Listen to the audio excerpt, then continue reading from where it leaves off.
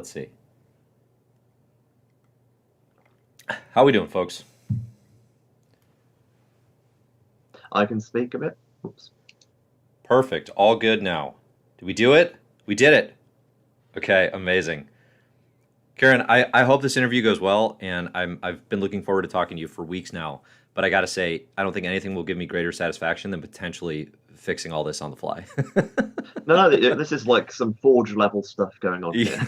So, All right. Okay, so yeah. I'm seeing all positive feedback. So we're not going to change anything ever again. And we're going to dive right in. But I'm joined today on CBH Live by writer Kieron Gillen. I'm so excited to have a chat here about this. Is going to be a Judgment Day post game. It's going to be Sins of Sinister pregame. And then, of course, we'll talk, as we have time with any listener questions, some creator-owned comics. I literally finished Once in Future this morning, so that's super top of mind for me. So we might want to dive into that as well. Okay, but again, if those of you live want to get in questions, that would be amazing. All I ask, be respectful to those around you in the chat, and we will have a good time here. Some mild spoilers for the comics will follow. This is a Judgment Day post-game report. So the expectation is that probably most of you have read it. If you haven't, maybe we'll kind of tease out if something major is going to get spoiled. But we're going to talk about the end of the comic, so expect that. Okay, Kieron, thank you so much for joining. I really appreciate you being here as part of your busy schedule. First question for you. In your 2016 interview with writer Jonathan Hickman, you talk about not wanting to do a major crossover because it didn't look like anyone was having any fun. I don't know if you remember this. This was on Decompressed. I listened to this recently. It's a good chat. It's a really good interview. Did you have fun with Judgment Day? And what did you most enjoy? I think I might. I'm not sure about this, but I think I might have said something similar in an interview recently in terms of, or at least the idea of doing an event, because it's looked really hard work. Yeah. You know what I mean? Like all my friends have done one. Not all my friends, not like literally everyone, but like a lot of my friends in comics have done one. And it's like, that just looked really hard work. It was emotionally grueling. No one ever likes them. So it's like kind of like, it seems utterly thankless. And also, most importantly, I was asked to do one. That's the main thing. Sure. Yeah. It was weird. And so I went in expecting it to be hell. And like, it was fine. That's kind of the weird sort of twist in the story, as in, the only thing that was hard, I was trying to write half the crossover myself. The physical endurance. I was expecting like a lot of behind the scenes stuff, like just, okay, we need to do this now, I need to move this part here, etc., etc. Yeah. And like that had very little of that, and the only kind of stuff behind the scenes is just trying to, we got to make it align, and that needs to go there, that kind of making sure the story could bend and support everyone required, and changing my story and them changing theirs, and comics. Yeah. So it's all fine. Like, literally the only problem was the fact that when I was trying to write 80 books in 1 week or whatever it was. Yeah. And that was fine. That's fine too, because you get through it and it's a story. It's a story to tell about. And also, like, I've said this before somewhere, but when I was writing halfway through the Tony Stark, it's sort of Avengers issue, I was starting to empathize with Tony Stark. Okay. Or if I work hard enough, the world won't end. And when you're starting to empathize with Tony Stark, that's a really bad place to be mentally. I can see that. I was like, it was just as hard as, in retrospect, I realized, it was just as hard as I thought it would be. But I'm just kind of quite into that masochistic vibe. Like, it's like running a marathon. You've probably got to do it once, but and then you can say you've done it. Exactly. Now you can say you've done it. I mean, you definitely took on, you didn't make it easier on yourself, right? You took on more of a comprehensive structure in terms of writing a lot of the one shots, right? You can kind of having this, like the crossovers that you were writing were all additive, so in a lot of ways you wrote more than this, you wrote way more than the 7 event issues, because you were also writing sort of this core narrative to fill in details and things, which I personally really enjoy. I think events tend to be, it feels less like sort of just like roulette when there's more of a, a directorial voice. What were kind of the lessons, and because you've seen all these crossovers done, right? You were heavily involved in the AVX side of things, right, on Marvel when that was happening, even if you weren't writing the main issue. You wrote Consequences, you were writing the Uncanny X-Men tie-ins. You know how this stuff goes. Plus, you're a fan. You critically analyze all this stuff. What to you were the big things you wanted to make sure you tackled writing your own event? It was like, there's a lot in there. And it's like, I tell you, when I was coming into comics, like way back in 2006, I had this kind of, I was an angry young man. That's kind of that's part of the thing. And I got annoyed with some people why they were doing certain things. And like when you go into comics, you realize half the reasons why. Oh, you know exactly why they did half the things, and it was the only reasonable decision to do in the situation. Yeah. And the other half is, oh no, I've learned a lesson from this person, and now I'm going to make an exciting new mistake of my own. You know what I mean? Mhm. Like there's either a good reason for it you don't know because you're outside, or there is just a new chance to mess up. So with those big pinches of salt, the things I was kind of most into was I wanted to be additive. Yeah. I mean, there's kind of two sorts of crossovers. Ones which demand everyone tie in and make the event bigger, and there's the time of event which is here is an opportunity for you to do something with your book that's fun. So I wanted this kind of in the second act when we've got the whole kind of thumb up, thumb down thing. As in, here is a pitch for your book. Like, you can do a story which absolutely says why this character's great, or you can do something really depressing and like make them question their ways, or anything between them. Like the rules are the rules are kind of what is useful to you. So that was kind of here's a good picture of something fun, and it's additive. You can do your own thing and not do your book. And the first part was this is something which emerges naturally from the story. This is like comes from Eternals and X-Men. There's a big response to the Secret of Mutant Resurrection coming out. Right. This is and all this stuff with Eternals and even Avengers, which of course is more like the outside of the run. They've been listed inside of Celestial. This isn't just something that's dropped in from the sky one day. This is explicitly something that has been set up, and that all gives you a different kind of momentum. So that's two things. And then you start getting more arty stuff, as in what I like and what makes me feel. And like I wanted to write something with. My inner Jim Starlin. I found myself thinking about. I think Infinity Gauntlet is probably my favorite crossover of all time. Yeah. Like there's a lot of Infinity Gauntlets in Judgment Day. Yes. As in because Starlin kind of make it about something. Yeah. And I'm a pretty wry writer, and all my characters make jokes. But the moment it's important in my stories, I think, is when the mask cracks. And you get something which is actually emotionally sincere. Like that's where you get kind of end with Cersei. He's been wisecracking away from my entire run, and then oh no, I'm a complete fuck up. It's my fault. Yeah. Well, not my fault, but like I am partly to blame for this. Yeah. So like something a bit more weight there, and just trying to stick to the characters. Like and also like stuff like the choir. Like, and this is very much we're well into style now. As in like I don't like events when they're not quite true.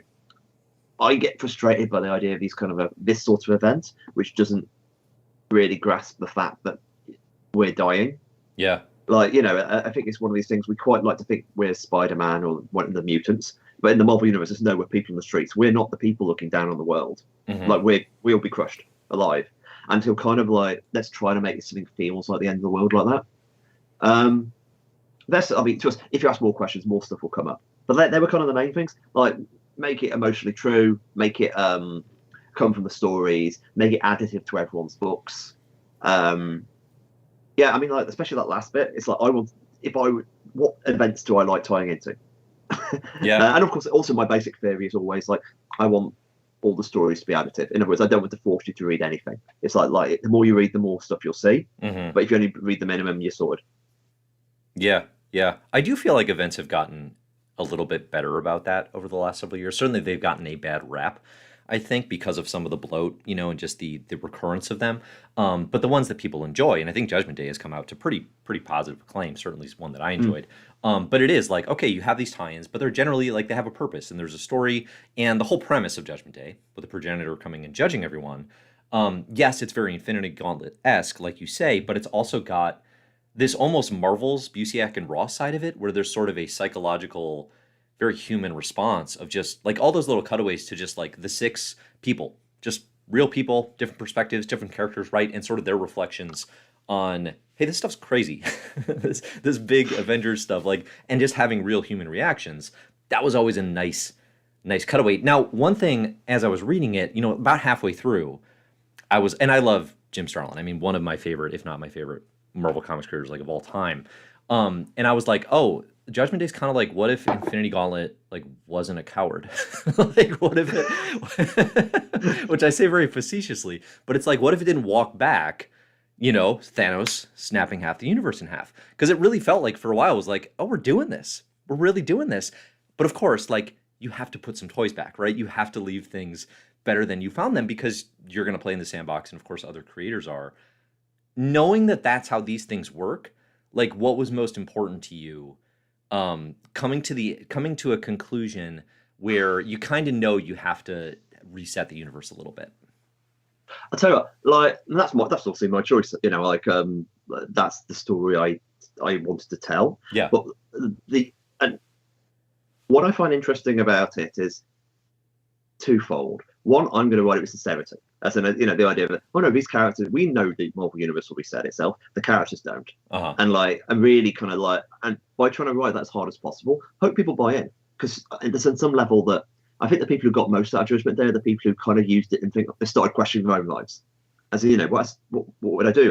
What do I think of my life? If the world ended tomorrow, how would it be? And that was my intent. Very much the idea. In fact, even for the characters in the universe, Judgment Day is a kind of a big thing. This is a bit, as Cap says at the end, this is like a kind of wake up call. And the idea that it would happen in a day and, we'll be judged or not. But, on a variety of things, we as a species would be judged communally. I mean, I said like global warming was the main influence. But, the idea that, no, you never know if today's going to be the day we went too far. And there's no way back. That's tipping point. So like the kind of intent is, there's a reset, but it's a device used to sharpen, because that day will happen. And seeing the awful death of all these Marvel heroes are kind of like, is the buy-in there? So I mean, like, I don't blame anyone's cynicism in terms of the people who can't make that leap, because that's fair enough. But at the same time, that's kind of also the buy-in. But like, obviously, the reset. So one of my favorite video games of all time, Planescape Torment, and the best ending of Planescape Torment is basically you talk down the big baddie, and that's the reason why I think the specials end up being quite important, because those three specials, which are of course big character profiles of them, but also really these are the three parts of the argument which are used to talk down the progenitor. Like you could skip them and go straight to it, and you'll get that scene. But the whole argument is being laid out intensively in those three issues, and of course one of my old lines when I'm never doing a craft talk is space is meaning. So 3 issues and really drilling into these are ideas about what heroism means are important. So this is the first time. Who is the hero here? And that's kind of one of the. I found it's less meta than I think my stuff tends to be. But the whole there is an element of like what it means to be a hero in the Marvel universe, and the progenitor's attempt to actually be that and live up to the meaning of the Marvel universe is the thing that means it has to sacrifice itself to try to make as much amends as it can for the sheer effing chaos it has caused. Yeah, I guess that's philosophically where I am. And as you say, it's very Marvel. I mean, you mentioned Marvel's, which is that's definitely an influence. But like I always say, like my main thing about Marvel books are somebody is eating a slice of pizza and a Spider-Man flies past. The idea, like the grounding of that's like the high level weird stuff. Yeah. And then also the utter like banality, and banality is the wrong word, mundanity, and that the juxtaposition of the two is the thrill of the Marvel universe for me. Yeah. And if you like, and obviously I like a lot of high cosmic books, the same as anybody, but like that element, and obviously another big obvious influence is the Galactus saga. The first time Galactus arrives, let's really do Galactus, right? And the idea, because before Galactus was like kind of toned down over the years, because that's what happens to villains. Like, let's try to write a Celestial as petrifying and powerful as the Galactus was in that first story. Yeah. You know what I mean? Like, that's kind of the point. I don't know. And that comes back to my aesthetics. Anyway, I could talk forever.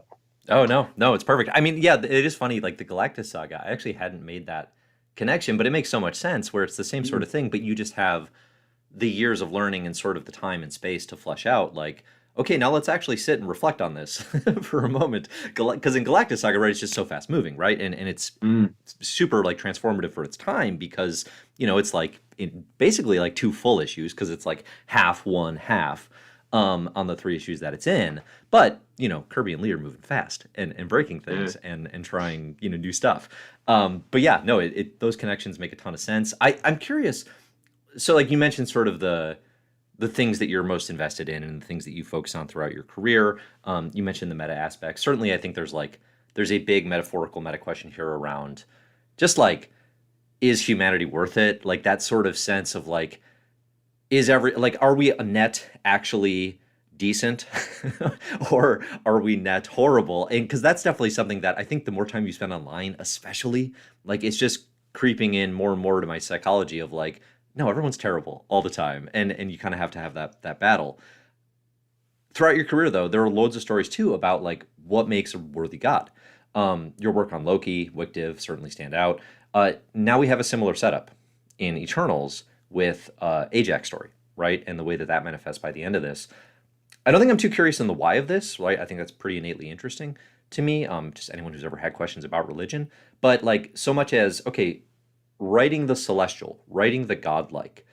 How do you do that in ways that don't feel too human? Like how do you get yourself in that mindset of doing that? Oh, like that's complicated. So you said meta. It's like definitely more. I definitely have themes. You know what I mean? Like meta for me is when you really talk about comics. Themes are much more like you're talking about real shit. Yeah, yeah, like, sure.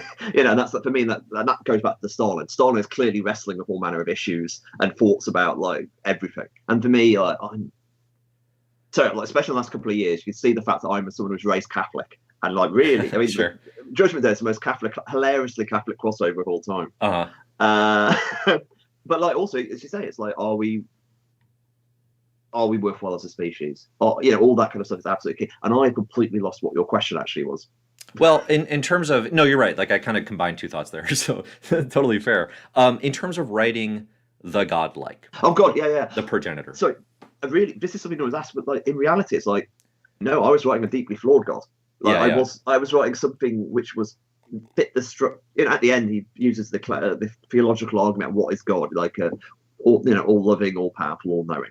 They're kind of the three things that make a God, at least in that bit of theology. And it's clear that he isn't. You know, like in him being brought up to believe he's a God is a mistake. And all of that, I said it. You know, he's Tony Stark, he's Ajax. You know, Mr. Sinister wasn't let near the controls, thankfully. But you know, this is a God that's a bit like us, and its judgments are. I mean, I almost end up reverse engineering what his beliefs are, because it's a lot of because it really hates hypocrisy. Mm-hmm. This is a little bit meta, and I only thought about this afterwards. It's a lot like what happens if we made you God, or made you think you were God, and your random opinions about the Marvel universe. Like, which characters do you hate for no reason? That's a good question. Maybe like for no reason, like Doctor Strange. I'm just always kind of mad at Doctor Strange. I'll give you that. So some characters you give, you know, as fans, some characters we give longer leashes to than others. Yeah. You know what I mean? Like Emma Frost could set everyone on fire, and I would still love her. Yeah, right. You know what I mean? But there's other characters you go, no, they're dead to me if they, I don't know, don't get their beer money in or whatever. Yeah. Like, so he's not quite that churlish, but he's got an aesthetic. He likes certain things. So he likes people who are hypocrites mostly. He likes people who like achieve their goals. He likes people who are vaguely admirable, and that's the weirdest one. Like he didn't pass Shaw, you know, and that kind of like, no, I'll pass Doom, but I won't pass Shaw. And that's one of those, you know, it's quirky, and obviously by the end people go, no, he's just wrong. You know, Logan's like, you passed me and failed Gene, F that guy. Yeah. But that was much more like he's somebody who's thinking is God, but he's a very individual perspective. He'll argue it like somebody on the message board. Yeah, oh my God, here's the worst fucking mess. Imagine if someone was made in charge of Twitter and was all powerful and could turn it on and off. Yeah, right. Yeah, like, that's only just occurred to me now. Yeah, that's exactly it. Yeah. And there's more to it than that. Obviously, Ajax. There's some definitely like God's genuine kind of like God stuff in there, but the fundamental cracked prism, that cracked eye, which is that Valeria's wonderful way of putting it. Mm-hmm. Yeah, that.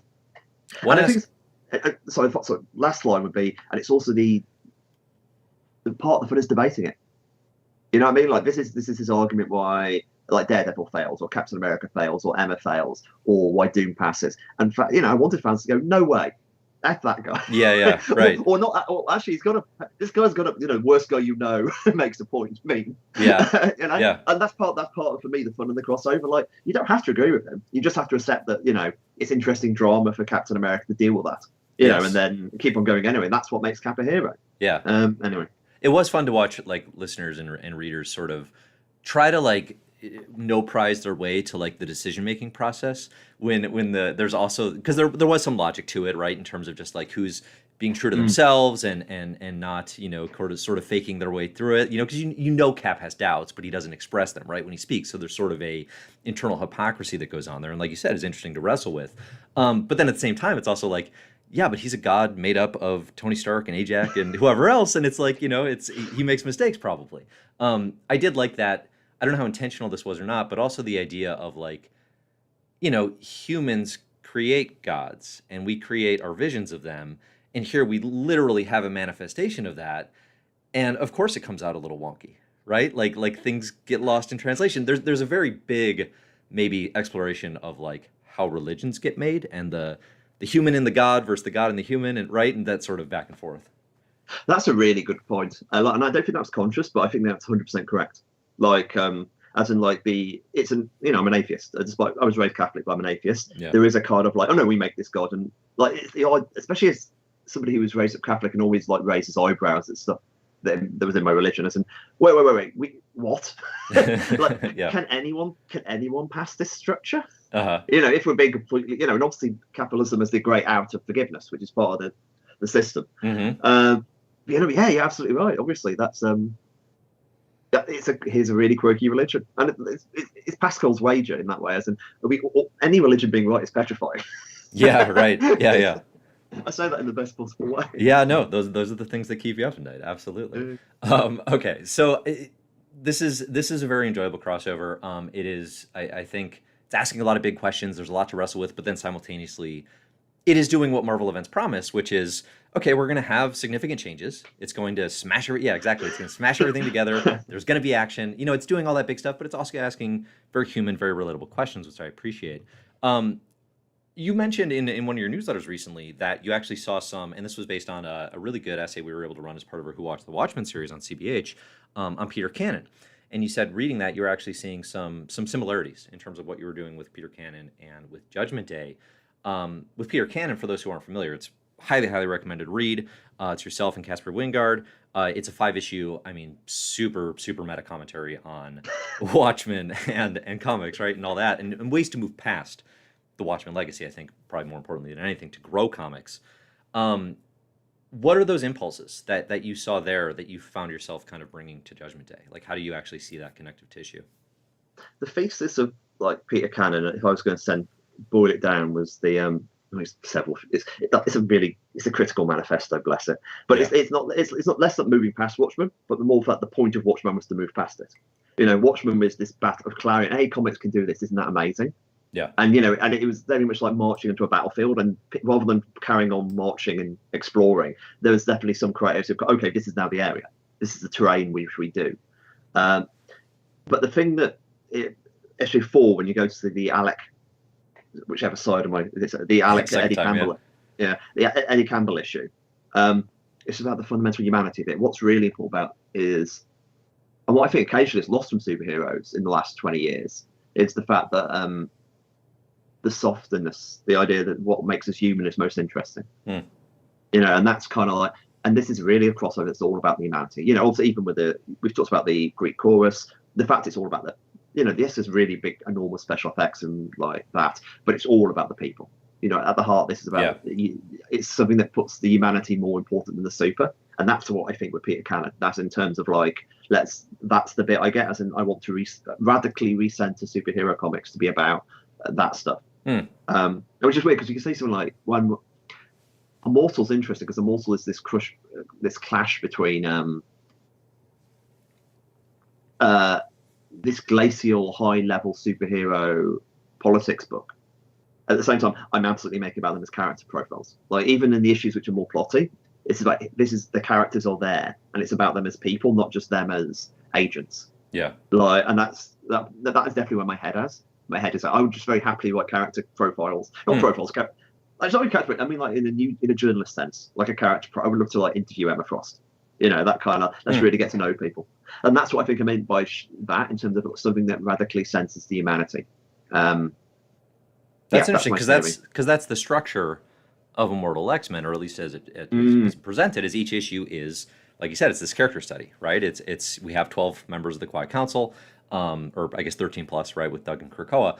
But it's, each one is a character study. Yeah, I hadn't really connected those dots, that it's the purpose of that is to focus on their humanity or inhumanity, because we have Sinister involved, right?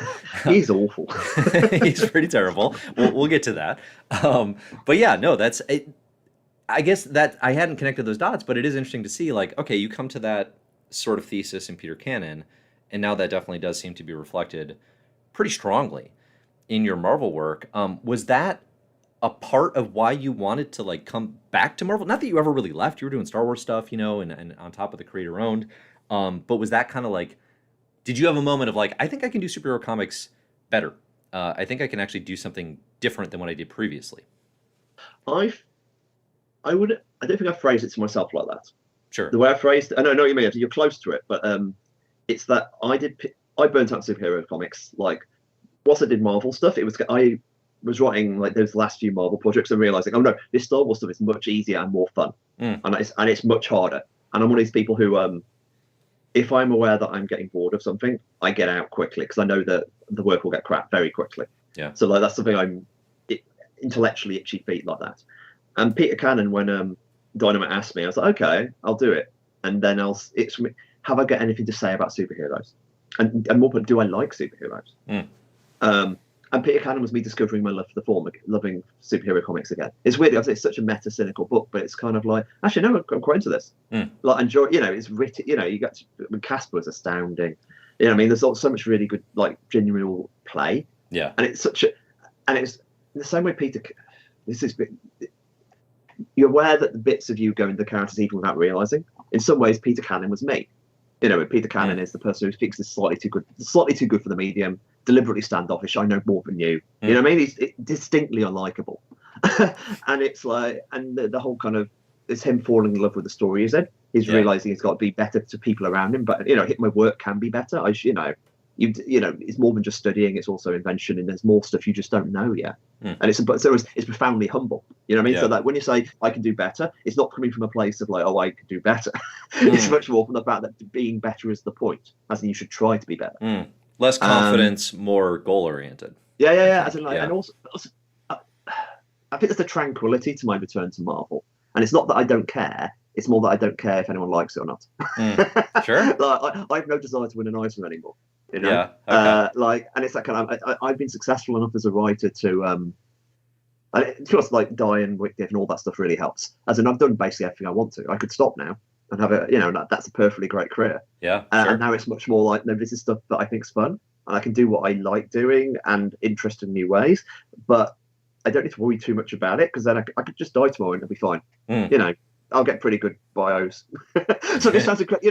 I've been talking to friends recently. It's very weird to feel as calm as I do now about the work, because I'm not a calm person. And it's partially because of that, or is it partially because having a kid changes a lot of things? Yeah, sure. In a really most basic, fundamental way. I don't know. I'm still trying to work it through. And I'm also aware that me saying stuff like this feels like absolutely, putting a kick me sign on my back. Like hard cut to 2 years later, I'm like snorting cocaine off a Lamborghini and dying or something. Like, so I don't want to curse it like that, but at the moment I'm pretty chill. And I know, and it's weird because I think the work's better than it's ever been, really. Yeah. Like, because that calmness helps. Now, there's a chance that you're just exhausted from having the kid. Yeah, I'm delusional. That's the problem. You've completely lost it, yeah. You mentioned about Judgment Day. I wrote a crossover this year. I have no memory of this. Also, that was insanely difficult to do at the same time as the baby, and it was a lot. Yeah. So, like, I think obviously it's really heavily thought out, like all my stuff is, but it's also straight from the gut. It's I saw one of my friends, Kieron Gillen, said this is clearly a book written by someone who's just become a father.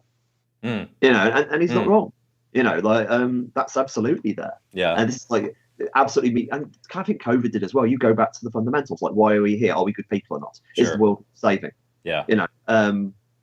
That's for me that's good stuff, and that's what superheroes are good at. That kind of really big emotional, putting human emotions on an operatic scale. That's what I most think about them. That's why. God, I just realised the reason why I like just Infinity Gauntlet. My tendency to centre villains and make the story about them, because they're normally the protagonist, is absolutely Infinity Gauntlet too. That Thanos as villain protagonist. Anyway, right. That's me just suddenly realising something really obvious everyone must already know. No, I did enjoy it. I did love the use of Thanos. For me, Thanos is he's like one of the rarest sort of creator-owned. Like, he's a creator-owned character in a Big Two universe, and it's so strange. You don't get that very often. But he's so Jim Starlin's thing that for years I'm like, I feel very protective as a fan. Like, I'm like, oh, like only Starlin can write him, like with very few exceptions. So I feel like there's a higher bar to pass. But certainly your Thanos in Eternals was one where I was very into it. I really enjoyed that connective tissue. It made the Eternals more interesting without sacrificing anything that made that character interesting, I thought, which is a challenge. Let's cap kind of I have two final Judgment Day questions. The first one is the Eternals. You come in with the amazing Esad Ribic. You relaunch Eternals. You do a phenomenal job, and I don't just say that to like blow smoke or whatever, but like yeah, no, it's like that is such a hard franchise because even the Kirby. That's one that I perpetually struggle with. As far as like, I love the visuals, I love the ideas. I don't love reading it generally. It's been a franchise that a lot of writers have struggled with. Now it has an MCU presence, so it's kind of like, okay, can anyone do anything with this? And you find a way. But then simultaneously, now through the end of Judgment Day, you kind of throw a wrench in all of it again, right? You talked about being additive. You talked about leaving things better than you found them. Or maybe I said that, not to put words in your mouth. How do you feel like you set up the Eternals for better stories, a better future? I think I've created I think the structure we've created with the Eternals is useful in that kind of like, for me at the start, it was analysing the Eternals. They have a tragedy, which is like, they're not Marvel characters because they're a little bit, they weren't created to be Marvel characters, but they just don't have that fundamental Uncle Ben. They've got no Uncle Ben to be sad about. And so I gave him a really big Uncle Ben, the curse of immortality. Yeah. And, there was something about, shall I remove that at the end of Judgment Day? And it was like, no, they need to feel guilty longer. And if you remove it, they would still feel guilty. The good one, actually, that's my favourite thing about it as a curse, is the good ones will feel bad about this, and the bad ones don't care. Mm-hmm. You know what I mean? And that's talk about something about Marvel heroism. So that's one thing I think is useful. And the other thing is they're niche. Because the problem is, like, they're not gods. I mean, obviously they've got the names of the gods, but the gods' roles are filled by the gods. Like we have them. That's a job that's already being done. This is what I often say, that I've described like the problem of the major DC and Marvel is that if I want to create a new character at DC, and I think that the paragon of all that's good, and everyone on Earth loves them, and they're basically all heroes look up to, you'll go, no, you can't make that character. That character's Superman. Mm-hmm. That job is filled, and Superman's never going to retire. It's basically like boomers in that kind of way.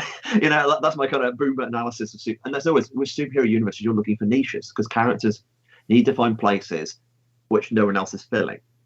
And that's where the Eternals is. I said this right at the beginning. They're the angels. In fact, they say that in the first issue or the second issue. Oh, they're the angels of the Marvel universe. They are there as guardians.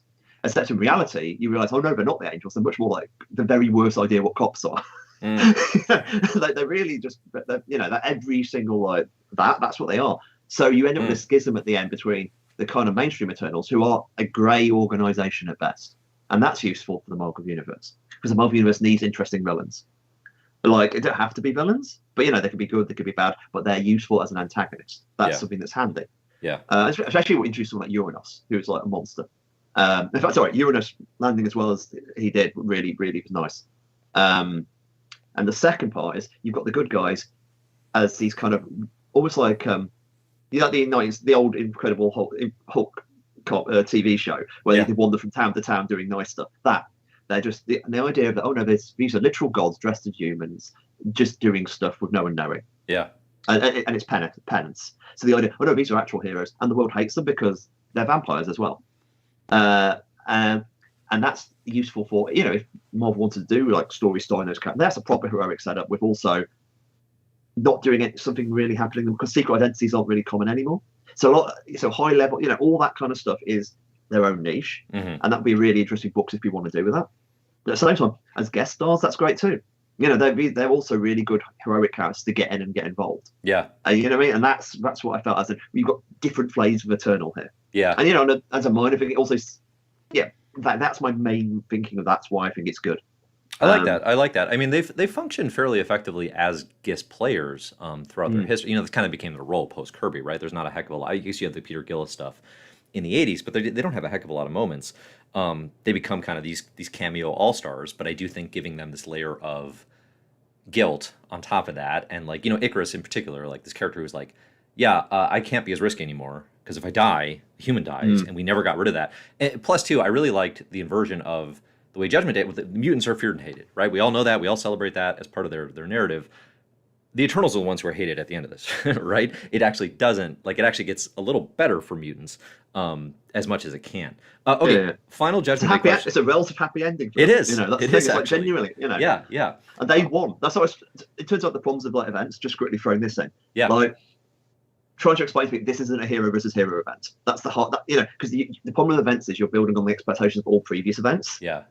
And like, even if you're good, like people only really. I often thought like if it's no matter if I wrote the Watchmen events, it won't really help my book. It will help the next event when people. Oh no, events are okay again. Oh, okay. Yeah, yeah, You right. know, like you got to fight like inertia. Anyway, sorry, you were saying, boss. No, that's a great point. I so appreciated that. It started out like, okay, it's going to be Avengers versus Eternals versus X-Men. It's an Eternals versus X-Men war, and then within 2 issues, it was like, no, that's not the story, right? That's too easy, right? We get a little bit of that, but then something else. Okay, the real question though, the most important one here is Judgment Day you finally doing your Dazzler Big and Adelon pitch? It's close, isn't it? It's really close. Now, if you're on stream or you're listening to this later, just search for Kieron's Dazzler Big and Adelon pitch. It's out there. It's on your website. It's a really fun read. It's a really close idea. I enjoyed that a lot. Did you get to do it? Was it in any way in the back of your mind that like, hey, this is kind of my Dazzler thing? It wasn't, but only indirect, like only after somebody linked to it, I think. Yeah. And oh yeah, I get it. But the bit I saw earlier, and I should have realized this, is I saw various people paraphrase. Okay, my favorite ones are people who paraphrase Judgment Day as basically Drag Race, which is the idea of like the celestial RuPaul is a good That's idea. RuPaul, yeah. Yeah, yeah. But the other one was the Rick and Morty episode where they show us what you've got. Okay. Yeah, with a giant head basically going to planets and asking to play tunes. Yeah. And that's literally the same plot as obviously the joke being obviously Judgment Day, and then of course that's actually the plot of Big and Atlan. Mhm. You know, space gods arrive demanding entertainment. The performance, yeah. Yeah. So it wasn't, but like I like the clarity. I tell you, talk about other influences on like Judgment Day. Die is absolutely like, you know, the Die is based around this my book for Image, but it's based around this sort of predatory weird god that's judging like and controlling reality and setting tests for people. Yeah. And like that's very Judgment Day. At the same time, also the fact the rules are very clear. That's the thing about Die is like the game. It's based on everyone wants to go home, they go home. Everyone wants to stay, they stay, and dead people don't get votes. And that immediately is okay. You get drama from that situation. And so with Judgment Day, it's very based around a kind of like the artificiality of it is the point, as because artificial makes clean. Like so, this mixture between these very and the reason why artificial stuff becomes interesting is because the people are the random factor. Like how all these characters respond to Judgment is why it's fun. I would love to. I was chatting to Al about when we first had the idea of Judgment Day about Ben Grimm's response, and it was one of those kind of we just riffed out a Ben Grimm scene between us. Yeah, and it's just funny because it's immediately you know how they like. And one of the first things I wrote was the Doctor Doom scene, and Doctor Doom go, "Oh, okay, no," like both the test, yeah. both the test, and then him walking away. And I was literally going to fail. I thought, actually, no, I think I kind of respect this. Right, yeah. So it's going to pass now, I guess. Yeah, that was so fun. Oh man, that's what the fun of it, I guess, is part of the, you know, as apocalyptic as it is. Also, Daredevil crying as Jesus judges him, which is like that's my Daredevil in a page. Yeah, right. Your full Catholicism special, where it's no longer metaphor. It's actually happening for poor Matt. Okay, another question. We're going to change gears a little bit here, and I appreciate everybody getting in the questions in the chat. We'll see if we have time for some of these as we keep going. I do want to talk Immortal X-Men, of course, a little bit, and kind of where we're going in terms of Sins of Sinister. Obviously, you can't spoil anything, and I wouldn't want you to. But first, kind of big picture, you took over Uncanny X-Men, over a decade ago now. You had your X-Men round. Not yeah, right. I was there for it, so like I'm there with you. Is it harder to be the face of a Big Two Comics franchise now than it was then? It sounds like you're more zen as a person, probably where you are in your life. But I'm kind of thinking like with the rise of just where pop culture is, where superheroes are at, with fan entitlement and sort of avenues for coming at creators, is it harder to be a big face of X-Men than it was a decade ago? Good question. I'm not sure. Thank you. Yeah. I'm genuinely not sure. As in, X-Men fans had a reputation for being slightly feral, even then. Yeah. But X-Men aren't. I say this kindly to all your X-Men readers. They aren't the most feral fans I've dealt with in my time. Okay, that sounds like a challenge. I don't like. There's some. I don't even want to mention it.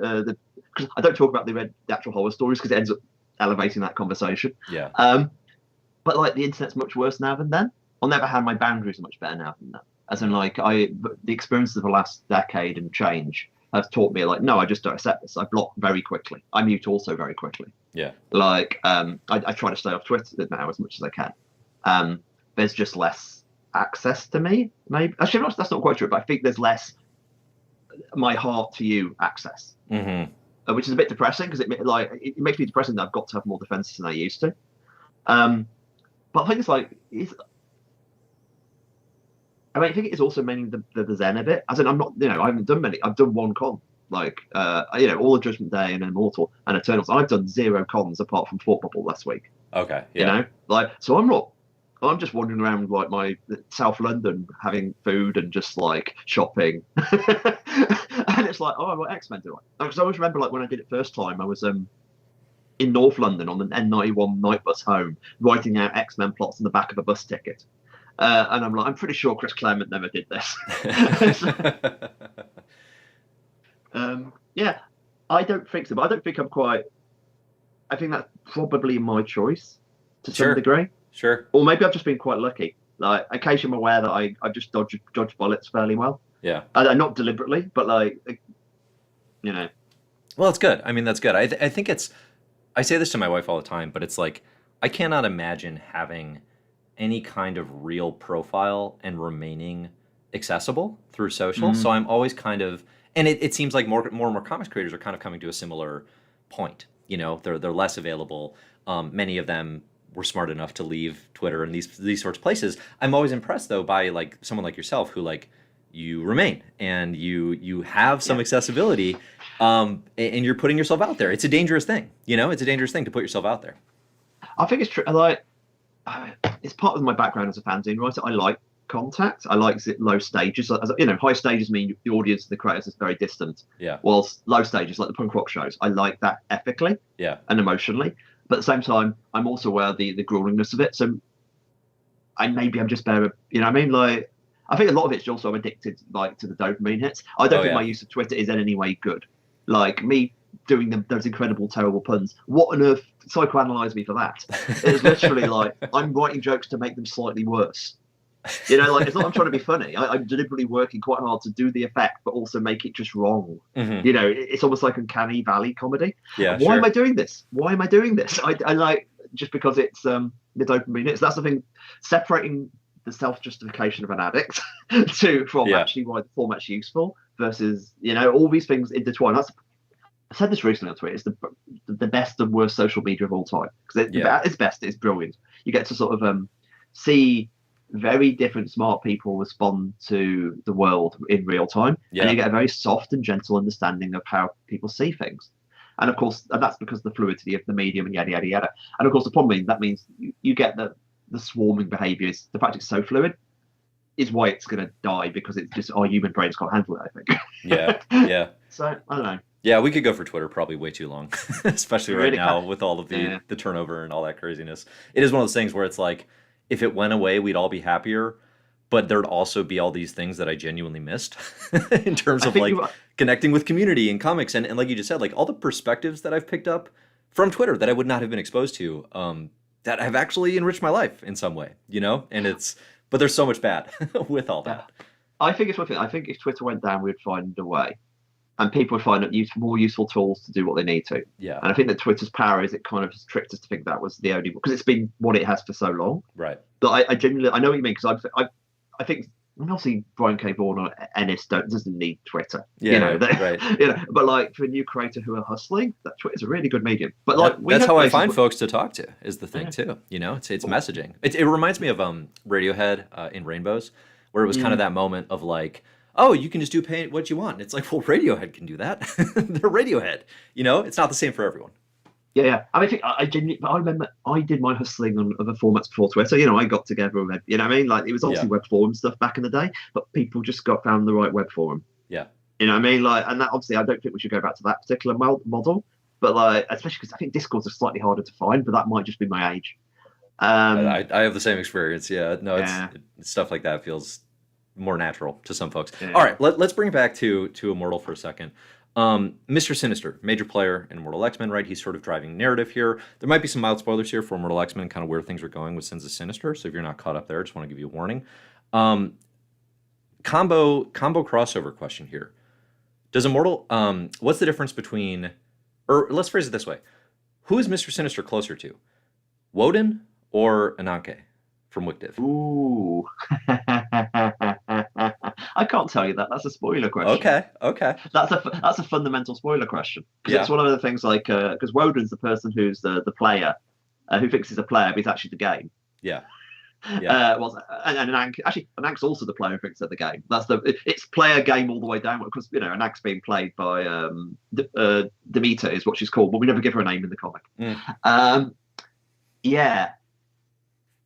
Okay, we'll save that one. I think he's close. I mean, like, if just keep it straight to personality rather than plot role, Sure. I think he's closer to Woden, because I was doing an interview right at the beginning of Immortal. Chrissy, my wife, was and writer of Golden Rage, available now from Image Comics, kids. Yeah. Was walking past and listened to me talk about like the joy of seeing Sinister fail. You know what I mean? Like in that issue 1 is, it's just Fraser, isn't it? Like so she's right. It's Mr. Sinister is this incredibly intellectual blowhard, and the fun is thinking he's doing so well, and then something goes terribly wrong. And then you get a taste of that in that first issue when, oh no, he's got this amazing system for controlling time and space, and he knows everything. And then Destiny, Destiny is just like, and then just the page of him panicking. And that to me is like, I'm almost making the promise early on in terms of, oh no, this is a story, Right. Like, no matter how good it goes to him, something will bite it. It's almost, I mentioned Thanos earlier as the protagonist. Thanos is, the way he was written by Stalin is, his internal weaknesses are what means he thinks he's not worthy of that time, yada, yada, yada. And that's quite a tragic thing. And Sinister's flaw is much more laughable. And I mean that, I don't mean that it's comedy. I mean it's like pathetic. I say like, I think in his heart of hearts, Sinister is like a void, and it's like this echoing void going all the way down. And I've tried to, beneath all the jokes, I've tried to re-establish that it's a mask. There's nothing beneath that mask. It sounds like you feel like, and tell me if I'm off base here.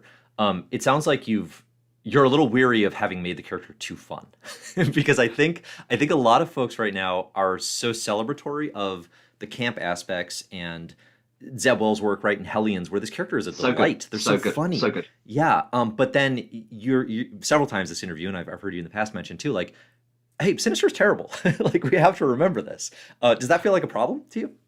A little bit. Like, I mean, not to take anything that Zeb killed and all the stuff with Sinister's been great. Oh yeah. But like, if you go back to especially the stuff I was doing early on, oh yeah, he was still he was funny and uncanny, but at the same time, just really creepy. He's got creepy stuff all the time. Yeah. And that's the kind of that's what I like, and that kind of the mix between. Oh no, I think also look, we just said Boris Johnson, the idea of this prime minister, and I think if he's a funny guy, that's why people voted for him. And I found myself thinking, if Hitler genuinely came back today, he'd be a comedian. Because that's the stuff that plays well on social media. Trump's like entertaining. Can't you take a joke? Right. That whole thing. Yeah, exactly. Right? That stuff. And Sinister's that. And in some ways, I want there's slightly the meta question of how much you buy in this, especially because I've really established the fact that this is a tactic, and he could change the tactic by injecting something else in his neck the other day. And that's the kind of beware. I mean, we did this in Wick did quite a lot, as in the characters Amaterasu and Cassandra were kind of meant to be like mirrors. As in, Amaterasu was very nice but fundamentally bad, whilst Cassandra was fundamentally mean but mainly right. And that's the kind of Cassandra pushed you away. But that kind of, and this is one of these things you're trying to separate. I mean, not quite the tone policing conversation, but kind of in that area, as in trying to separate form from content. Sure. But it's also he's a villain, and you kind of want to hanging around with the villain is not hanging around, but you're allowed to enjoy it because it's fiction. That's the way I put it. I definitely would like more of the creepiness there, but I definitely would. But the sinister bit. But I think enjoying him is also allowed. Oh yeah. Well, I guess there's some question to that because of the character's history, right? And the element. I mean, let's just he works with the Nazis in Marvel continuity, so there's an immediate. Did he?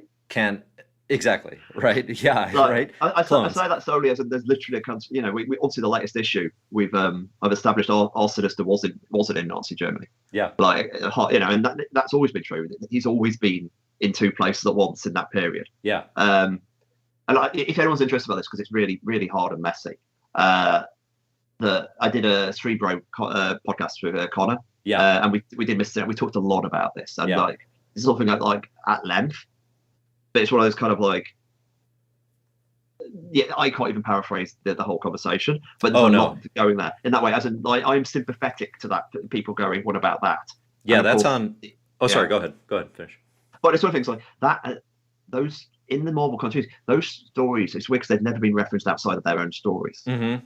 You know what I mean? It's like one of these things that I think it's one of the things, like, if you study comics culture now, post Wikipedia and post podcasts like actually Cerebro and Jeremiah, yeah, Explain the X-Men. Sorry, my brain's gone blank. J. Miles Explain the X-Men. Yeah. Mm-hmm. Yeah.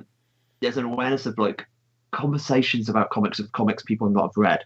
You know what I mean? So people aren't even necessarily reading the comics, but they're reading the Wikipedia summary. Yeah, right. And especially got that. And if you read Wikipedia summaries, you're not actually getting what's important about the characters, as in what's being told stories about repeatedly. Oh yeah.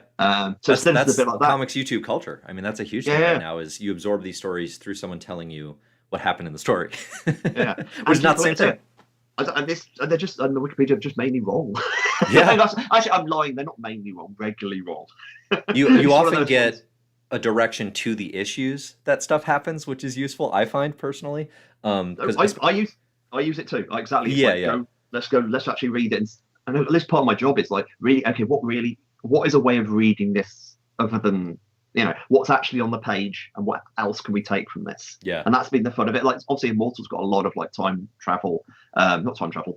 jumping period stuff. And it's me going, okay, let's really dig into these issues and what could tie us all together. Sure. Which is obviously what John did enormously with his run. Right. And that's fun. You know, it's like being a conspiracy theorist in some way. Right. Yeah. It does feel like it's that detective work. It's a blast, especially something like Sinister, where it's like, okay, this stuff was sprinkled across all these various like weird like places, mostly by Fabian Nicieza in the 1990s. Yeah. And the worst thing is the issues I'm riffing off recently aren't on. I don't think they're on Marvel Unlimited. Which is crazy, right? That that you actually can't read the homework. Yeah, no, totally. It's like I saw several reviews of the latest issue, thinking I was making stuff up, but no, this is all already established. Yeah. This ain't me. Right. Yeah, the Black Womb stuff. You can read. People can check out the Mike Carey X-Men Legacy if you haven't read that before. That's a really good story. That's right. And you referenced there. You have a conversation. I think it's the second half of it on Cerebro with Connor Goldsmith, and Connor Goldsmith is a Jewish podcaster, so he has a really interesting perspective, I think, on the particular Nazism, frankly, of Sinister and the eugenics and all of that mess, which is absolutely mess. But you have an interesting approach to kind of not have that be the focus, certainly, because like you said, like there are comics that are, it's one of those pieces of continuity that I think if there wasn't this culture of, hey, by the way, this thing happened, and that becomes a headline, like this would be continuity that I think would be roundly ignored. It's not a central tenet of this character. It kind of misses the point, in my view. Yeah. Not to go too far, there's all sorts of reasons why I think it was a bad idea for Sinister, and I think partially the fact it makes it easier to dismiss him. Like, I think it's a bad idea because actually I have every sympathy with it. It makes some. I dislike the fact it implies Mengele was right. Oh, because he's his partner, he's his assistant. Mengele was like his science was fundamentally broken. It was really bad. It was monstrously ethical, but also really bad science. There was nothing there. Yeah. So like I dislike there's that I find more. That's kind of like I would like to remove, because if Sinister's genuinely a genius, you can't have him working with the Nazis because they were fucking idiots. Anyway, it gives them credibility. I hadn't thought of that. Yeah, that's bonkers. Okay, yeah, no, I think that's a great point. A question here that if it's spoilery, let's move on. But I don't know that it will be. Does Immortal X-Men? Do the final 3 issues of your run, because you talked about it as a 12-issue run with a focus on each character of the Quiet Council, is Immortal X-Men the end of that, or is it coming back? To stress, when I said it was 12, it's not a 12-issue run. It's okay. It's the first 12 issues were rotating between the council. It's specifically what I said. Okay. Like Immortal is carrying on, and I'll work out what to do when I hit the next issue. Yeah. But no, these are actually additional. So in other words, we'll be coming back after Sinister with Immortal 11 probably, and finishing off the council. Okay. Because we've got, we still got like Storm and Colossus to do, Yeah, right. Yeah. Well, then And Doug actually probably. well, that's what I was wondering. Okay, because I was like, it'd be so tricky to do the Sins of Sinister event and have like issue 11 be the Colossus issue or something. I was like, how is that even possible? That's not the plan. Got it. No, in some ways, it's really lucky the fact we renamed it for exactly that reason.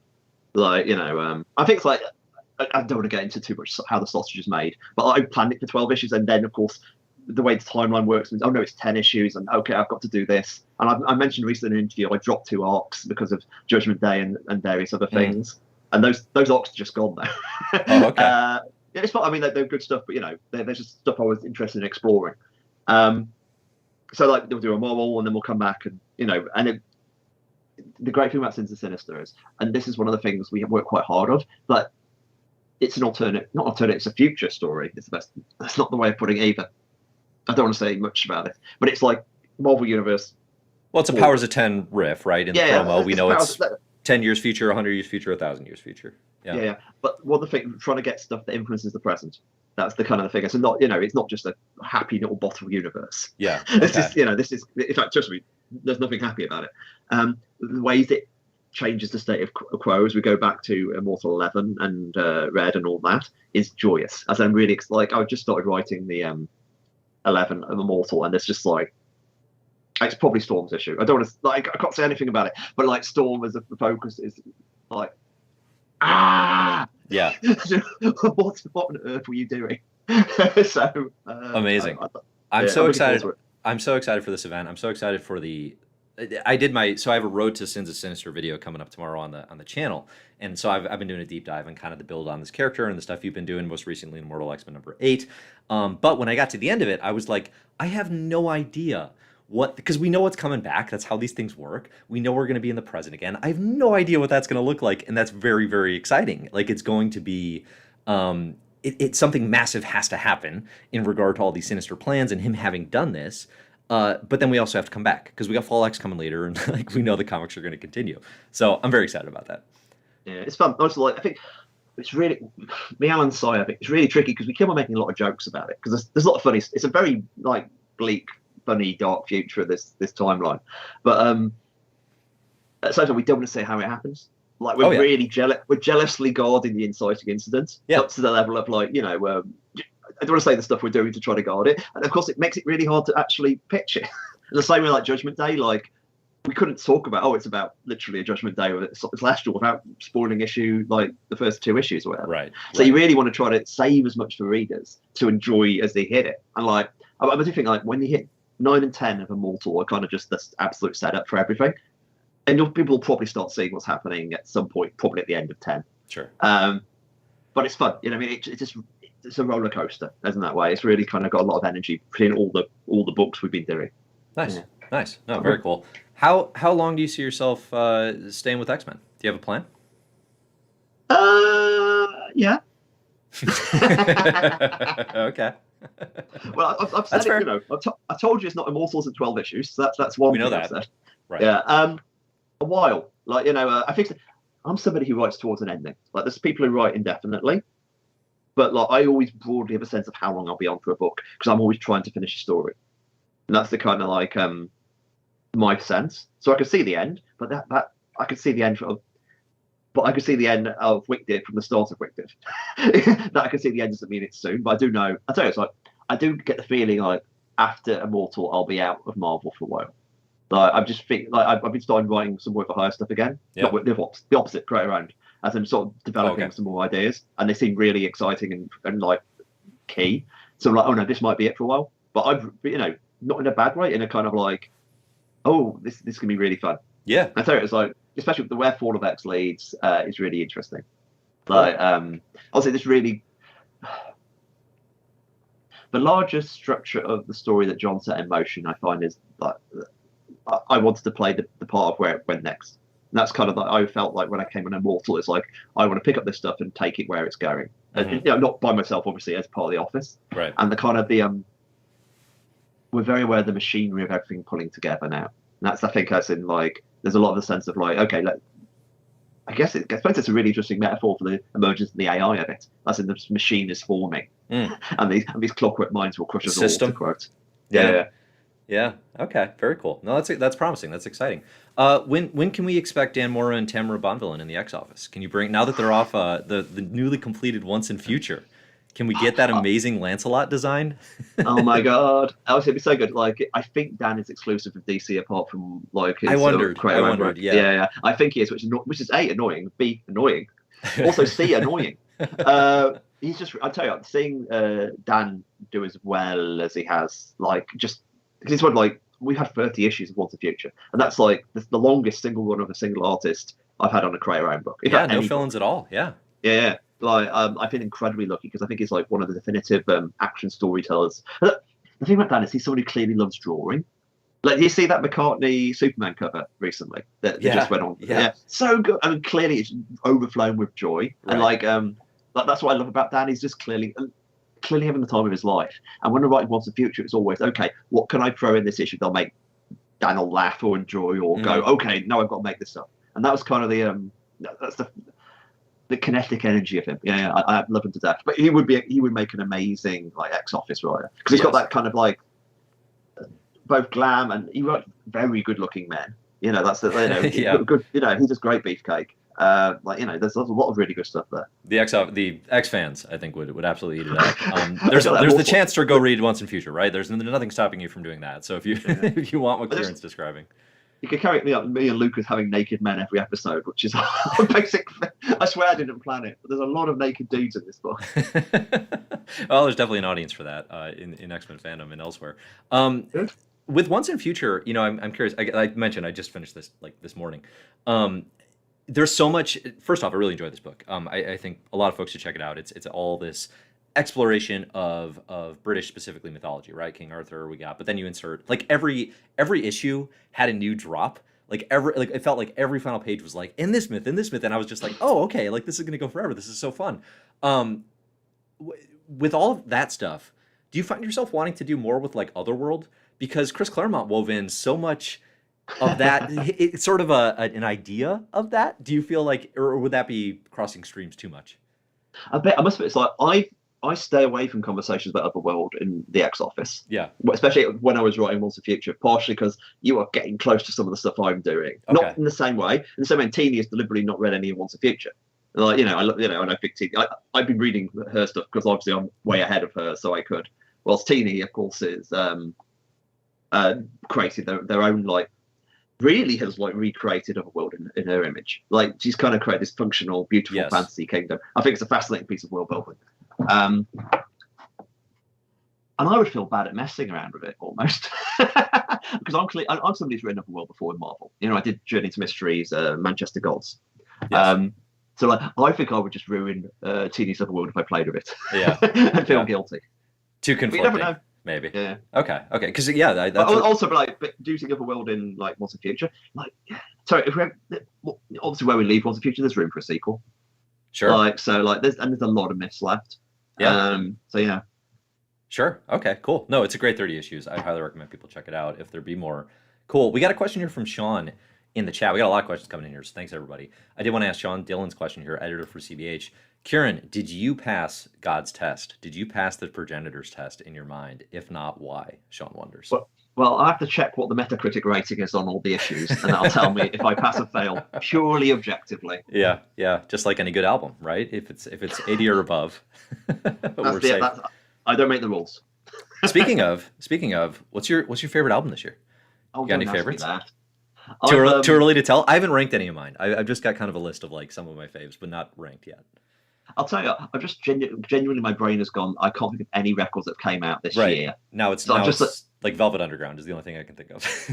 Yeah, it's especially because like this year, of course, having a kid like breaks everything. Yeah. So I've just gone through my like stored list of stuff to see if there's anything I actually came out this year. I immediately get the album I got obsessed by. I can't find anything that I got obsessed by here. Okay. Was Wet Leg this year? Wet Leg was. I think that's going to count. I think because the single came out last year, so I think that's going to play this year. Yeah. Yeah, and I got them on my singles of the year last year, so that's the reason why I don't really count them as this year. Uh-huh. That's all right. I'll tweet my actual answer. Black Country New Road had a new album that was pretty good. Which one? Black Country New Road. Gotcha. Did their second album. That was good. I generally, all I can think is the Northern Boys singles. Okay. Have you been listening to Northern Boys? I haven't. No.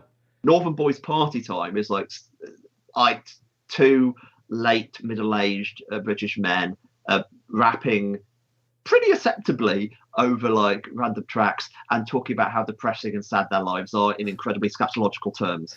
Like, okay, very funny, very bleak, hell of a thing. Yeah. God, yeah. That's all I've like. I genuinely will have to come back to see which is my best album. I like the Ezra Thurman, but I always like Ezra Thurman. I listened to that recently. I always like Ezra Thurman as well. Yeah. Yeah. Okay, let's move it then, because that was totally putting you on the spot. Should have prepped you to bring a top 10 list. That's on me. If Marvel, this is a listener question here. If Marvel asked you if you had a Miracle Man pitch, would you do it? No. It's like I thought that'd be the answer. Honestly, yeah. It's like, I must say, it's not like Watchmen, which I won't do for ethical reasons. But it's because obviously Alan sold on the rights, and it's Gaiman picked it up. I reckon I would have to see where Gaiman left the story in reality. In that kind of like, hey Kieron, do you want to do this? And in some ways, I would have to want Gaiman to ask me. The same way Alan got, Alan asked Gaiman, you'd have to a direct handover kind of thing. I want to see what you got to do. Yeah. But I would have no idea if I want to do it until I see what he'd done, where he'd left it. Because I'd also would, you don't want to just lift Miracle Man and use him elsewhere. I say that, I have no idea what hard cut to someone else doing exactly that.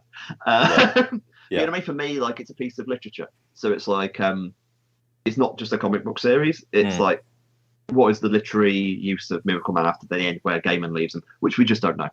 That's interesting. And that's happening right now. Right, that's happening right now. So I'm excited. I haven't read any of the new issues yet, but I'm really excited to see how it goes. I'm super curious. Yeah, I'm super curious as well. I think that'll be fun to see what progress we can do.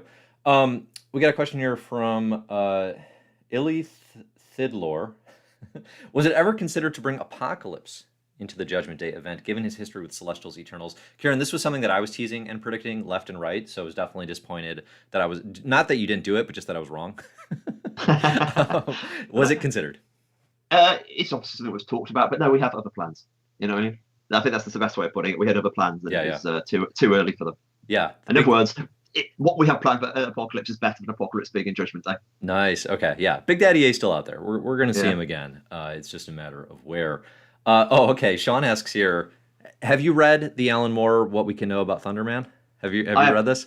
You don't just read it; you feel it. Yeah. You have it for your body. I actually finished it like a couple of nights ago. Yeah. It's delight, and it's what's the word?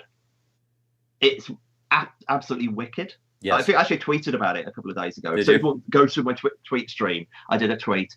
It's just like, I think I said something like, seeing the greatest writer the medium's ever seen set fire to the industry, and having too much fun doing it. It's just a lot of fun. Yeah. And cackling. It's like a 200-page cackle. Yeah. You know what I mean? Like, and the swim. I don't want to spoiler it, but the swimming sequence. I think is when I first. Oh my gosh! Like, oh my god! Like the imagery. So darkly humorous. Oh my goodness, that sequence is incredibly memorable. But there's bits of genuine poignancy in there as well. There's genuinely some bits which are just sad. And it's weird. I found myself, the more I went into it, the more I thought about actual Watchmen. Like the idea of like the structuring of that seems quite, in terms of the dovetailing through time and space. I suppose it's a bit of Pynchon-y as well. But anyway, yeah, I enjoyed it a lot. And it's great. It's great to see Alan just having a lot of fun, really. And also, like, I admire the fact he buried this literal novella in the middle of a short story collection, because it's almost like he didn't want the attention despite wanting to release it. Yes, it felt very, very Alan Moore in that you easily could have just released, here's Alan Moore's book about the comics industry, right? And that probably is its own thing. 200 pages, that's the book. Yeah, it's massive. Yeah, it's massive. It's in this. So it's, for those who don't know, it's Alan Moore's collection of short stories. It's called Illuminations. There's a story in the center of it, a novella. I mean, it's 200 pages. What We Can Know About Thunderman, and it is a comprehensive comic book history, like, of the entire industry. It is, sometimes it's like almost like a direct history of the medium, but with the names changed. So the example I keep giving is like Fin Fang Foom is like Dum Dang Doom or something, right? It's like it's super close. You can tell what all the pieces are. You can tell who some of the players are. But then, like you said, like the sequence where he's describing like being a kid. I don't think that's true. I don't think the swimming sequence is true. Yeah, right. There's probably some fictionalized element. The sequence where he's describing being a kid and getting into comics was like so sweet and so connective and so heartbreaking in some ways too. You know, because you can tell like, oh, like I think one thing that's always interesting to me is somebody who doesn't know him. You've spoken to him, you know him. Is like he was or is such a big fan of comics. Like this is a person who loved comic books. And he gets a reputation, I think, a lot of times as hates comics and, you know, he's so cynical and this and that. But it's like, no, like this person wrote 1963. Like it's a love letter to Kirby and Jack, you know, Marvel Universe Comics. You know all this. But yeah, it's a fascinating read. It definitely is. Comics will break your heart, as people keep on saying. That's the one. Alan definitely includes that, I think. Yeah, that is definitely the one. Okay, let's see. We got some questions here. I think anything that's kind of spoilery, I'm definitely going to want to avoid. I can dodge. Yeah, there's that too. Let's see. In terms of characters that you haven't touched yet, what Marvel characters do you think you'd be most interested? Like, do you have any? I guess let's ask it this way, because we don't know what you're going to write. Maybe one day you'll want to come back to them. Are there any that you haven't played with a ton that are like personal favorites? Or are there any that you like so much that you wouldn't want to write? That's a good my standard answer to this is a bit boring because I don't have designs on books I'm not writing or haven't been asked to write. Yeah. Because for multiple reasons, like one is I don't like, because if I say that, my brain starts working on that plot, and I don't like thinking about stuff I don't own. Mm-hmm. As in, like, it's not my choice where I can write a character or not. And two, if I say publicly that I really want to write X character and someone else is writing that character, and the editor would thinks, oh, Kieron's better than this person, let's get them. Mm-hmm. I get someone else fired. So, yeah. You know, me wishing idly isn't idle wishing. So honestly, if you say Spider-Man, somebody's going to run that as a headline. Like we can't. You know what I mean? Like, yeah. We can't. I'll say one. I've got a list of characters I love, and I've sort of ticked off at least writing for a panel. Okay. like Daredevil's an example of character I genuinely love, but I think I would be terrible at writing. And I don't think I wouldn't be good enough. I just don't think it fits my brain. Like I'm not a crime writer, but Daredevil I adore. And Chip's killing it. Oh yeah. But like Jonas Jameson, like he's a character I love, and I've got a scene with him in The Sins of Sinister. Okay, amazing. I ticked him off the list. Yeah. It's that kind of like, there's a bit like, can you get people just for a panel? Because it becomes much more about your own kind of list of stuff. You sort of see it. I did that Siege miniseries when I was just coming out of Marvel the first time, the Marvel Universe stuff. And that distinctly has some characters I love. Like Thanos is in it, Kang is in it. Mm-hmm. And like, they're in it. It's my chance that I'm going to grab some people I genuinely dig. Because it's my last, I may never write for Marvel again. So I got Kang and Thanos off my list then. Fun. Yeah. That's awesome. Very cool. Okay, we've got you a little bit over time here. So, all right, everybody, getting your final questions. If there's a final one, I will try to tackle that. But I do have one last question for you in terms of where Immortal X-Men is going, where Sins of Sinister is going, and all this. Clones obviously have a challenge in and of themselves. We have Sinister is a heavily cloned character. Obviously, as we see in Immortal X-Men number 8, that is going to be a piece of kind of how things progress here without saying too much. The Clone Saga, though, of course, is infamous in Marvel history. I think there's been sort of a critical, maybe not a rejuvenation, but certainly a sort of like, it's not as bad as we thought it was kind of attitude. How do you avoid the pitfalls of clones and going just horribly wrong with having too many of the same person or characters running around? The problem in the 90s, and this is me just speaking incredibly broadly, is that like there was a lot of stuff going on, and there was no. I mean, the thing about the Clone Saga is it changed what the story was repeatedly, and they were just trying to pull stuff, and then this is just absolute chaos, and they have no idea what's going to happen. You know, and Brevoort's newsletter recently, it did a big thing about the Clone Saga. I think it was last week even. Oh, okay, I should check that out. And he's talking about I tell you, Tom Brevoort's newsletter is fire almost every week. Yeah. As in, he's like, you rarely get someone that important in a company talking that honestly about a company. Okay, interesting. Like honestly, you get stuff like, is he going to be mean about my book? Because you really don't know if Tom is going to be mean about your book or not. In that kind of, I don't think it works out well. But he talks about the Clone Saga and how they had no idea how they had to change how it ended, and it was all up. They did a comedy issue about all the endings they could have done. Yeah, you know what I mean, right. And that's not a problem we have. Okay. Like, we know exactly what we're doing. Yeah. And that's his part of it. A lot of it is just if you're right, just like my Sinister, the Sinister I'm writing, like, yeah, he's made it. Like, I made an entire city of clones of him, but that's the joke. Yeah, as in right. they're not, they are him, and it's not just having multiple characters; it's having one character. It's like multiple man. Multiple man works fine, and the trick of actually doing clones is making sure they're all characters. Like, you know what I mean? Like, and I think that's the art of it, as in and of themselves. Yeah. It's like I can't talk too much about what we're doing in terms of Sinister, but like there's definitely, in terms of like the Sinister takes over the universe aspect of it. Universe is not the right word, but takes over a lot of stuff. Is still keeping like interesting. Okay. You know what I mean? Like it's kind of like, it's all about, you want enough people to write, and cloning as a device and a story plot rather than a mere copy and pasting of an individual. Unless that's the joke. Yeah, sure. That's my basic take, but I don't really worry about that. I mean, also, like, it's cloning as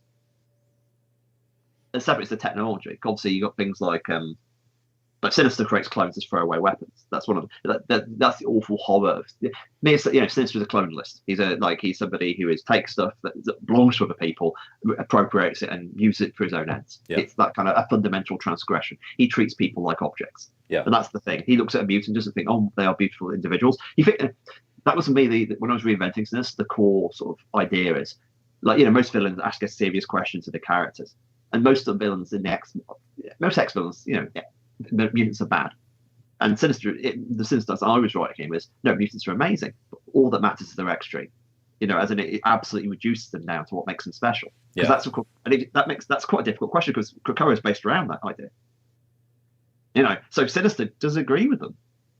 And that is an ethically, that's like one of the dark, awful questions in the middle of Krakoa, actually, I think. As in the fact that, but that is how you end up with Sinister's cloning as weaponry, which is a very different use of cloning than, say, the Clone Saga, or just that, etc. Yeah. Okay. No, it's a good answer.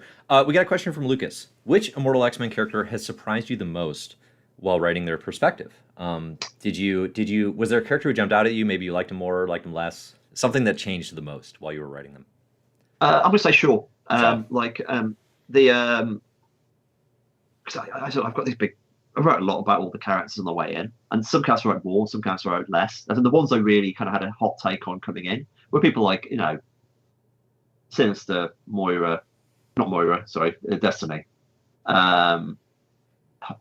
Exodus, those kind of characters. Yeah. Emma, and there's other characters I had a bit more less. Like Shaw would be an example of them. And if you see how I write him before my issue and after it, it's significantly different. Because and still was, but he's almost like a comedy character beforehand. He's like very much Emma's like slightly more brutal sidekick, as in that there's a voice and that he hasn't quite got the agency. And second, I had to write him internally and give him a kind of like a real proper perspective and how would he justify himself. He opened up and said, "Oh no, he's an interesting guy now." I like not necessarily just he's awful in a very specific way. I mean, I like quite a lot of when I'm doing character writing, I get a kind of there's a thing that people do when doing impressions. It's basically they have a guide word. I mean, I don't know, or guide phrase. As in, basically, if you lose the accent, you can say that sentence and reset your accent. Oh, okay. And I kind of quite often think about like characters. I write down quite often early on. I hit a line and it's like, oh right, that's it. Like that's the core, and everything else builds up around it. It's a worldview. Like with What's the Future, there's a bit where Bridget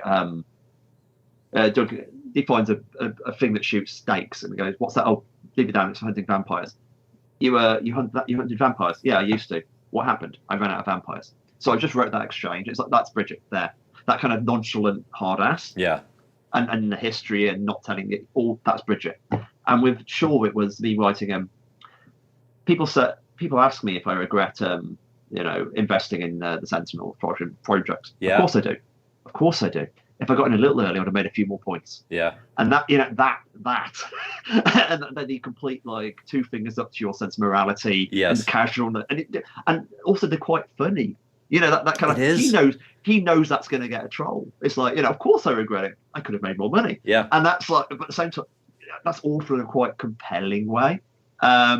It's like, so perfect, and it also helped me understand why he was invested in Project Wide Awake, which always confused the hell out of me. I was like, why is Shaw here? And then I read that, and I was like, oh, right, he's making money. Why did I ever doubt this? Yeah. Yeah, I'm a good capitalist, and of course, contradiction in terms. Yeah. Yeah. Amazing. Okay, great answer. Final question. This is the one that I ask all the creators that I have on here. A lot of readers got pretty concerned when writer Jonathan Hickman left. Obviously, since then, Destiny of X yourself, Al Ewing, and company have stepped in. What can you say, obviously without spoiling anything, about the confidence you have in the office and where things are going? How do you feel about sort of where all this is heading that people should be excited about and want to invest in X-Men comics? Yeah, I was my immediate. This is the mischievous part of me. I just wanted to have fake some kind of breakdown in terms of, oh no, it's all gone to hell. Like it's everything on fire. We all hate each other now. We don't know what we're doing. No. I tell you what, it just feels. I was saying earlier in terms of like, it just feels like, okay, let's really let's examine stuff and make sure we're paying everything off. You know what I mean? Because it's like this. I said when I joined the X office, for me it was the case I need to carry on what John's doing. Like it's so much like part of it's almost like set up and payoff. In some ways, like John was flirting with me in public over coming back to write some stuff for years or whatever it was. And it just feel like me coming in and go, okay, I've taken John's stuff seriously and built on it here. And I think people, especially like when Immortal 8 dropped, since it's quite an intellectual issue, I think it took a little. I saw sort of following the conversation a little online. It took a little while for people to realize, oh wait, a lot of stuff's just been set up here. And wait, this links to the AI stuff, this links to Dominions, this links all these. Is there a plan linking all these books together? We've only just noticed. Yes. You know what I mean? Yes. Like that. And I think now is about people going, oh right, no, there's a distinct real plan here. And it's a plan that's built on the stuff that John has set up right from the beginning. So yeah, that's what I think. I think it's when it's like the moment of like, oh right, and that's what I think. It's like there's a lot of pennies dropping, and eventually this avalanche of pennies will make us all rich, metaphorically and perhaps physically. Yeah, that's not the best metaphor I've ever said, but that's what I'm going out on. I know what you mean, though. I know what you mean, and I have a very now that we're seeing these seeds, right, and we're seeing it all come together. And it's something that, and I'm seeing here people in the chat asking, and I think it's. The answer is like, yes, this stuff's going to pay off, right? Like these mysteries were planted, these seeds were planted, and you all have a plan, and now we're kind of steadily seeing, okay, like we're getting the Sinister stuff, we're getting some Powers of 10 connections, we've got Moira involved, right? There's all these things that are important pieces, and they're all coming to a head, and we're going to see some of it in Sins of Sinister, and then we're going to see Fallout, and then we're going to see Fall of X, in which I anticipate you. Can't confirm or deny, I'm sure, but I anticipate we'll see more of the Orcus versus Krakoa side of things. So yeah, I mean, I'm excited. I have a high degree of confidence in Sins of Sinister, Kieron. So I'm telling everyone it's going to be great, and I fully expect that it will be. Thank you for your vote. Thank you for your vote of faith. I just hope it's entertaining. Like I found myself sort of, I think my regret about Immortal, but like the fact that my God, I've got a bunch of mysteries. Like I've set them up, and I'm like, I could have probably not set up as many mysteries. As in, like, it's sort of like, and it's almost like the opposite. I just say, Sinister is in many ways like, it's about Sinister and Destiny, their kind of duel. And they're kind of, but it's more like, we know more about Sinister, and Destiny's keeping her cards closer than Sinister is. Right. And that's like, there's a weird, as in, basically, the kind of heroic figure is the person who we know least about, but why are we keeping that as a distance? Okay. And like, mystery's hard. And I mean that kind of like mystery is what John runs off. John runs off not quite true. One of the things John does best is make promises, and then because John's a structuralist, you'll pay them off. Yeah. But it's also that kind of like putting that amount of weight on something means that you want the payoff to be enormous. You know what I mean? That's always my regret. Like because I'm somebody who does like mysteries, and I think I occasionally over-egg the mystery. Because I also think it's when I write and critique things is mysteries are more interesting to writers than readers. And I don't think that's always true, but it's still because writers know how the plot goes. Therefore, they like twists. Yeah. No. Also, honestly, I'm really excited. Like basically after Judgment Day, we've got everything back on. Everything slid together. All the amazing stuff from X-Men Red. And then it tries to, I just feel like it feels really exciting. Especially 9 and 10 are two of my favorite issues. Like 9 is a sort of a very playful, monstrous, messy issue, and 10 is like it's finally the Xavier issue, and it's like it's one that goes for the throat. I think it's like it's writing Xavier and trying to justify it Xavier now when most of the fandom seems to hate him. That's fun. Yeah, you know what I mean, like I'm like unrepentant. So I hope people like it. What's your Professor X go-to as far as character work? Do you go to the Mike Carey? Yeah, as I say, I think Mike does it best. Like, I mean, the problem with this is we've got to stop now. I think, and this is a different interview. I think the problem with Xavier is he is basically the person. He's not the lead character in his book ever. He's the person who set all this stuff in motion, but he could only ever be the distant teacher figure. He's not the protagonist. He's only very rarely been the protagonist, which is. Legacy, Mike's run is probably the best example of that. And of course, that means he's a character who will always become ethically more questionable. Just because that's the plot. And also generations of daddy issues. Yes. Yes. So it's sort of like Magneto can only get more redeemed. Xavier can only fall. And my meta reading is that's a little unfair because that's not really Xavier's fault. Yeah. That's just that's the weight of story. But like I'm not undoing any of that. That's much more kind of like, no, let's take where he is and say this is why Xavier was right. Somebody needs to. Yeah. Well, exactly. Or how Xavier would say Xavier was right, which is the fun. Which is perfect. I hope people like it. I enjoyed writing it anyway. Amazing. All right, Kieron, thanks so much for your time. I really appreciate you hopping on for this. Thanks everybody who joined live in the chat. Again, this will be available after the fact if you joined us late. You can always just watch it on the channel, and of course, we'll upload it as a podcast as well. But Kieron, thanks so much for your time. I really appreciate it. My pleasure. Good talking.